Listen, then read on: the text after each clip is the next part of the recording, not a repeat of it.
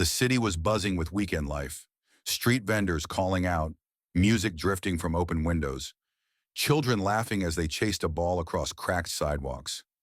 Amid the noise, a young black woman named Naomi Daniels walked steadily down the avenue, her heels clicking softly against the pavement. Naomi was elegant, composed, and striking, dressed in a navy blazer over a white silk blouse with a leather satchel tucked under her arm. She looked every bit the professional. Few knew that behind her calm smile and sharp eyes, she carried a secret far heavier than anyone around her could guess. As she crossed a quiet intersection, the sound of tires screeched. A police cruiser pulled up abruptly. Doors slammed. Out stepped Officer Rick Holden, a tall, broad white man with close-cropped hair and a scowl etched into his features. "Hey," he barked. "Where do you think you're going?" Naomi paused, puzzled. "Excuse me." Holden swaggered closer, his hand resting on the butt of his holstered weapon. "You heard me." "What are you doing walking around here dressed like that? Looks suspicious." The absurdity of his words was almost laughable, but the menace in his tone froze Naomi's breath in her chest.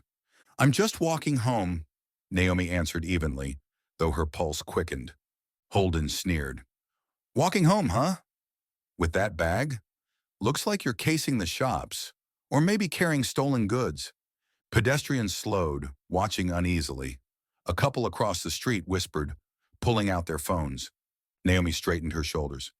"Sir, I don't appreciate your accusations." "This is harassment." Holden stepped closer, towering over her. "Harassment? Lady, you don't know the meaning of the word yet, but keep mouthing off, and you will." He jabbed a finger toward her satchel.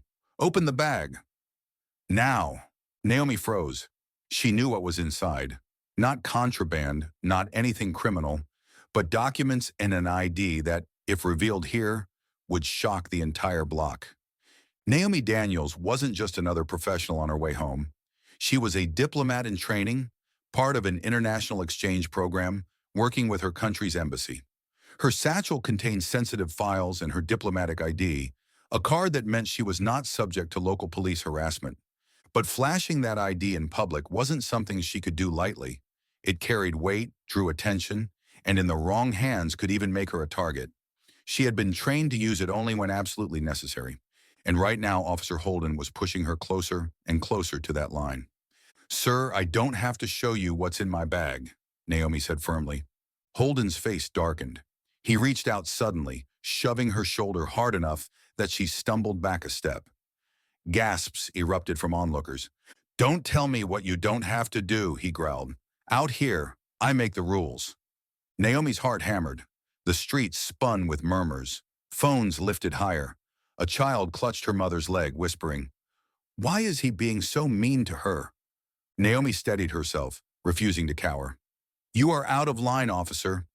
I suggest you step back." Holden laughed bitterly. "Or what? You'll cry about it. People like you always play the victim card." He reached again, this time gripping her arm tightly. Naomi winced but held her ground. And that was when the crowd began to stir. "Leave her alone!" a man shouted from the sidewalk. "That's assault!" another voice cried. Phones recorded from every angle. The weight of witnesses pressed against Holden's arrogance. But instead of backing down, he doubled down. "You all think you're lawyers now?" he barked at the crowd. "This woman is resisting lawful investigation." Naomi's breathing slowed. Fear was still there, sharp and cold, but beneath it something stronger was rising. She realized it was time. She yanked her arm free with surprising force. Reaching into her satchel, she pulled out a sleek leather wallet. With deliberate calm, she flipped it open and held it high. The gold-embossed emblem gleamed in the afternoon sun. Beneath it, clear as day, was her diplomatic identification card. A hush fell over the street. Even the traffic seemed to pause. Naomi's voice was steady, carrying authority that silenced the chaos. "My name is Naomi Daniels. I am an accredited diplomat under international protection. You have just violated not only civil rights but international law." Holden froze, his mouth slightly open. His bravado faltered as the realization sank in. The crowd erupted in whispers. "She's a diplomat? He's in serious trouble now." "Oh my God, this is huge!" Naomi didn't flinch. She took a step closer to Holden, her ID still raised. Touch me again, and you won't be answering to me.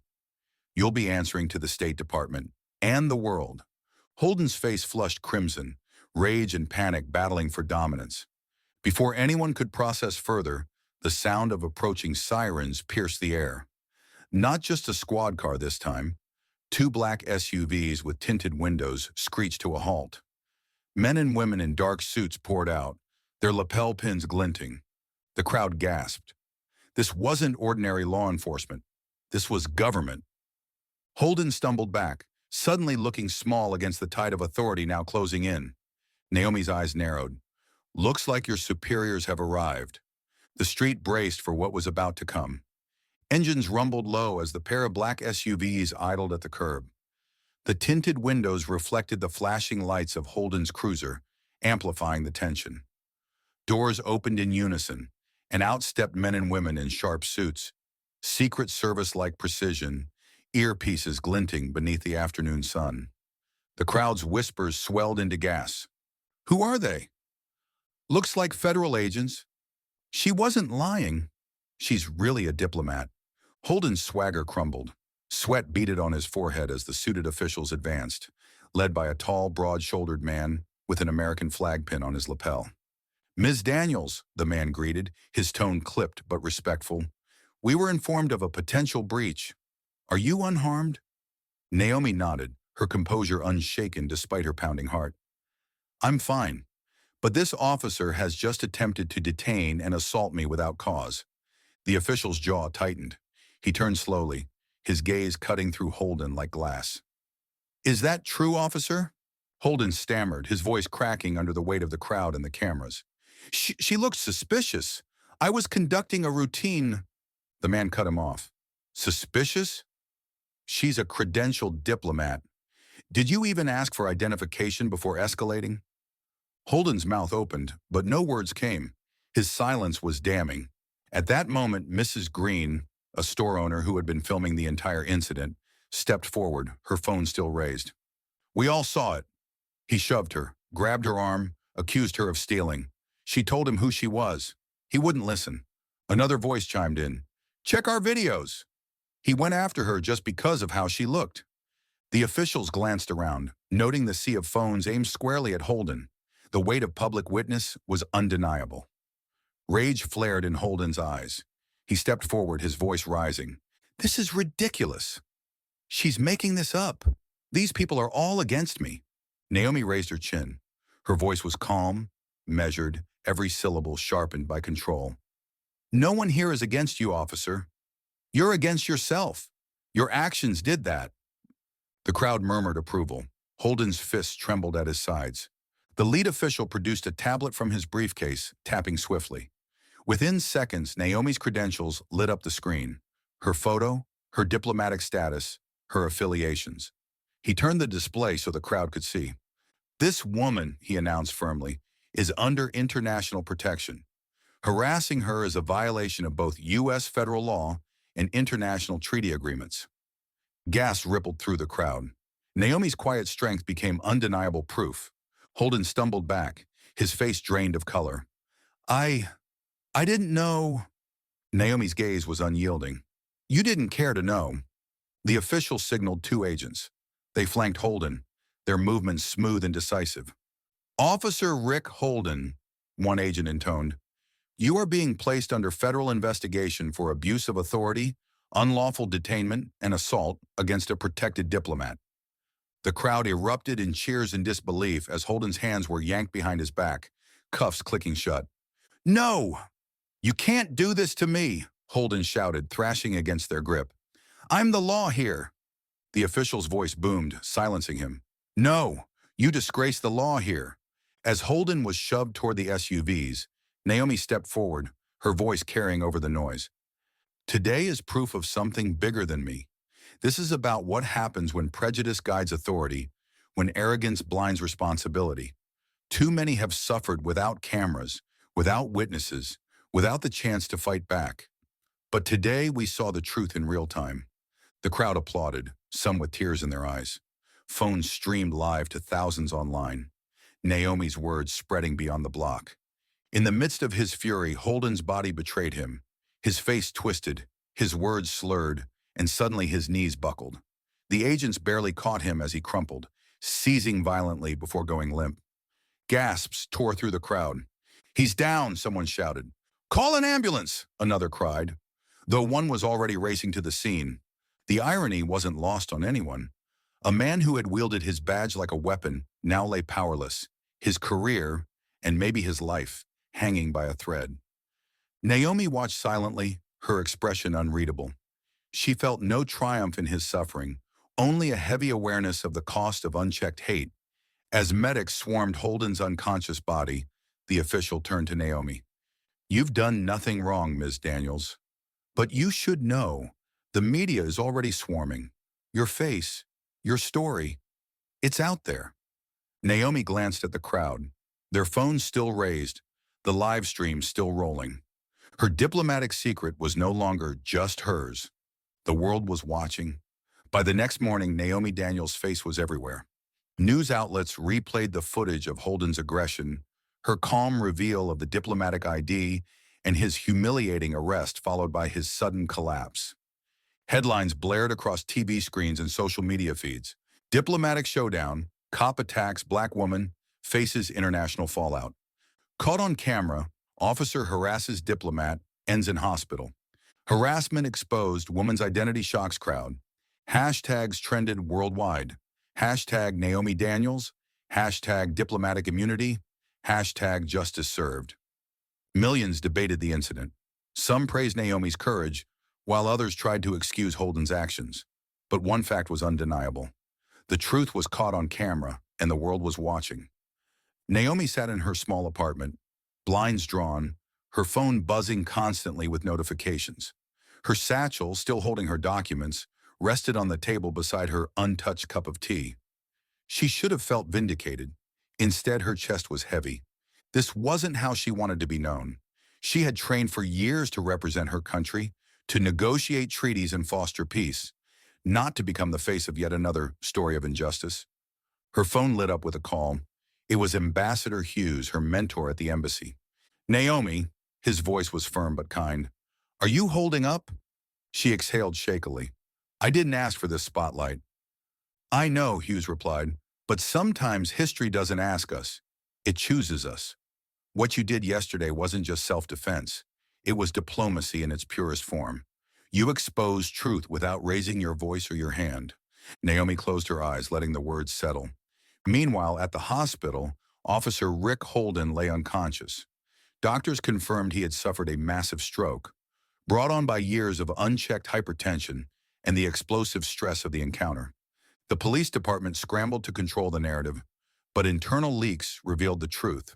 Holden had faced multiple complaints of misconduct in the past, nearly all dismissed. Now, with Naomi's case viral, those old files resurfaced like buried ghosts. 2 days later, the community gathered at a local hall. Dozens packed the space, cameras rolling, reporters lining the walls. At the front stood Naomi, flanked by officials from the embassy and local leaders. She stepped forward, the room hushed. "What happened to me was not new," she began, her voice steady. "The only difference was a camera, a crowd, and a card that forced him to see me differently. But what about those who don't carry a card? What about the children, the mothers, the fathers, who face harassment with no protection?" Murmurs rippled through the room. Naomi continued, "This isn't just my story, it's our story, and it's time we decide whether silence protects us or condemns us." Applause thundered. Some stood, others wept. The message struck home. Within weeks, Naomi's speech was replayed on talk shows and quoted in newspapers. Civil rights groups invited her to speak. Universities reached out, asking her to lecture on diplomacy and justice. Even international bodies took notice. The incident sparked conversations about racial profiling, misuse of authority, and the fragile balance between power and prejudice. Naomi had become something she never expected, a symbol of resistance and dignity. Months later, Holden remained in a long-term care facility, alive but unresponsive. His once feared authority had withered into whispers of regret. The department distanced itself, quietly settling lawsuits tied to his past. For the community, his fall became a cautionary tale. Hate corrodes not just the oppressed, but the oppressor. One crisp autumn evening, Naomi walked once more down the same street where it all began. The shops were lively, the sidewalks busy, but the fear that once gripped her steps had lifted. She paused at the corner where Holden's cruiser had screeched to a stop. The memory replayed, but instead of dread, she felt strength. Her phone buzzed. A message from Ambassador Hughes. Council approved. You're leading the delegation next spring. Naomi smiled faintly. The world now knew her name not just because of one man's cruelty, but because of her courage. And with that platform, she was determined to open doors wider for others. Naomi raised her head, her voice soft but resolute, as though speaking to every unseen listener beyond the busy street. We carry battles we never ask for, but when they come, we choose how to fight. And sometimes the strongest weapon is simply the truth. The camera of the story pulls back, the bustling street alive, Naomi walking forward with quiet dignity, her satchel at her side, her future wide open. This story isn't just about one woman's courage, it's about what happens when truth collides with injustice. If Naomi's journey inspired you, like this video to spread her message. Share your thoughts in the comments. Your voice matters. Subscribe to Stories Untold for more powerful cinematic stories that open eyes, touch hearts, and spark change. Because some stories don't just entertain us. They remind us of who we are and who we must become. Hashtag Stories Untold, hashtag social justice, hashtag inspiring stories.